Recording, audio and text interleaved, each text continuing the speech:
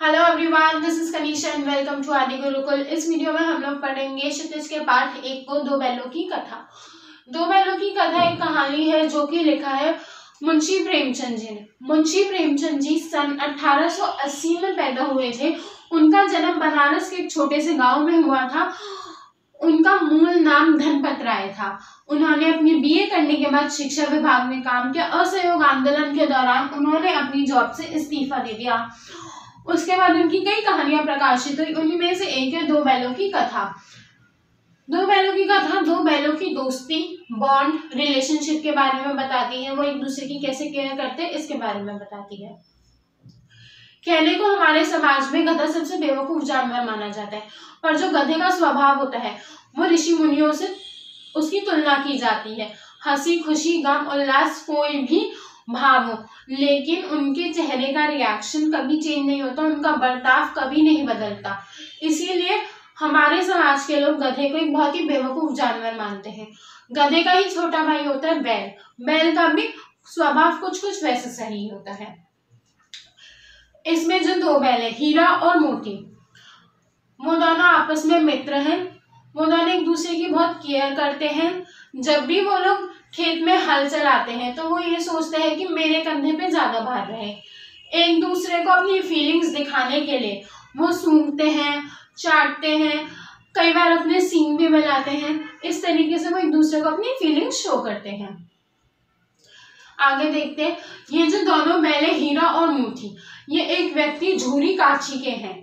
झूरी काछी एक किसान है, उन दोनों के उसके ये दोनों बैल हैं। हीरा बहुत ही शांत स्वभाव का बैल है, वहीं दूसरी तरफ मोती थोड़ा गुस्से वाला स्वभाव का बैल है। आगे देखते हैं क्या होता है इसमें। जो हीरा और मोती हैं वो झूरी काछी के खेतों पे हल जोतते हैं और वहीं पे उन्हें खाने को सब कुछ मिलता है। खाना पीना रहना उनका सब वहीं होता है। झूरी अपने बैलों से बहुत प्यार करता है, वहीं उसके बैल भी उससे बहुत प्यार करते हैं। उनका एक दूसरे से बहुत लगाव होता है।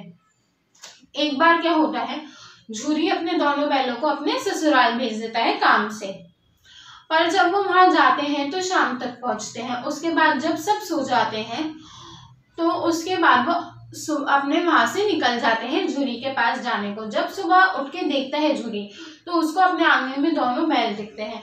झूरी ये देखकर बहुत ही ज्यादा खुश होता है और दोनों बैल भी बहुत खुश होते हैं। झूरी आता है, अपने दोनों बैलों को गले लगाता है और उनमें प्यार करता है। पर जब उसकी औरत बाहर आती है, औरत मतलब उसकी वाइफ बाहर आती है, तो वो कहती है कैसे नालायक निकम्मे बैल है, एक काम के लिए भेजा था वो भी उनसे एक काम नहीं हुआ। वो बहुत गुस्सा हो जाती है इस बात पे, कहती है अब इन्हें सूखे भूसे के अलावा कुछ नहीं मिलेगा, क्योंकि दोनों एक नंबर के कामचोर है। एक काम के लिए भेजा था वो भी करके नहीं आए और होता भी फिर ऐसे ही, उन्हें सिर्फ सूखा भूसा मिलता है। फिर क्या होता है आगे, कुछ टाइम बाद उन्हें दोबारा झूरी के ससुराल भेजा जाता है। वहां पे वो लोग जाते हैं, वहां पे उन्हें बिल्कुल अच्छा नहीं लगता, बिल्कुल अपनापन नहीं लगता। पूरे टाइम काम करने के बाद भी, थकने के बाद भी उन्हें खाने को सिर्फ सूखा भूसा दिया जाता है। वहां पे एक छोटी बच्ची थी जिसकी माँ नहीं थी। उसकी जो सौतेली माँ थी, स्टेप मदर जो थी उसकी, वो उससे प्यार नहीं करती थी, उससे बहुत बुरा बर्ताव करती थी। तो वो जो बच्ची थी वो दोनों बैलों से अपने आप को बहुत रिलेट कर पाती थी और उसे उन दोनों बैलों के लिए बहुत बुरा भी लगता था। इसलिए वो क्या करती थी, बिना किसी को बताए छुपके से उनके लिए रोटी ले जाती थी और 2 रोटी उन्हें खिला दिया करती थी। फिर एक बार हुआ, हीरा और मोती दोनों ही वहां से भाग गए। दोनों भाग गए। वो भाग के जब गए तो रास्ते में जाते हुए एक मटर का खेत पड़ा। वहां मटर के खेत में दोनों मटर खाने लगे। दोनों खुश थे, अपनी स्वतंत्रता, अपनी आजादी को एंजॉय कर रहे थे। फिर जब वो जाने लगे तो एक बैल तो चला गया, दूसरा बैल वहीं रुक गया। हीरा चला गया, मोती रुक गया, वो दोबारा से मटर खाने लगा। तो हीरा ने उसे समझाया चलो, लेकिन वो नहीं समझा। उतनी ही देर में कुछ लोग आ गए डंडे लेके, उन्हें मारने लगे और उन्हें एक जगह बांध लिया। जहाँ पे उन्हें बांधा गया था वहां पे उन्हें और भी काफी सारे जानवर दिख रहे थे, घोड़े, गधे, बैल और भी ऐसे जानवर थे वहां पे। वो सब भी ऐसे ही बेसुध पड़े हुए थे वहां पे। वहां पे उन्हें खाना नहीं दिया जाता था। हीरा मोती भी कितनी बार फाटक पे मुंडी बाहर निकाल के ताक में रहते थे कि कब खाना आएगा, कब खाना आएगा, लेकिन उन्हें खाना नहीं दिया जाता था। कुछ घोड़े बैले तो ऐसे जमीन पर पड़े हुए थे मानो मुर्दों जैसे, किसी में भी जान नहीं बची थी रत्ती भर की भी, क्योंकि उन्हें खाने को ही कुछ दिया नहीं जाता था। फिर क्या हुआ, एक बार रात को हीरा ने, जो दीवार थी वहां पे उनकी लगी हुई थी, वो एक कच्ची दीवार थी, उन्हें खाने को कुछ नहीं मिल रहा था, तो उन्हें बहुत भूख लग रही थी। तो हीरा ने अपने सींग से मारा।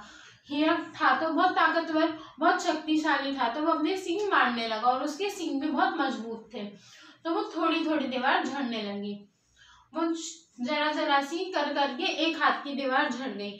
फिर उसके बाद हीरा में और हिम्मत आई, उसने एक बार 2 गुनी ताकत से उस पर जोर से मारा, करीबन आधी दीवार उसकी झड़ गई।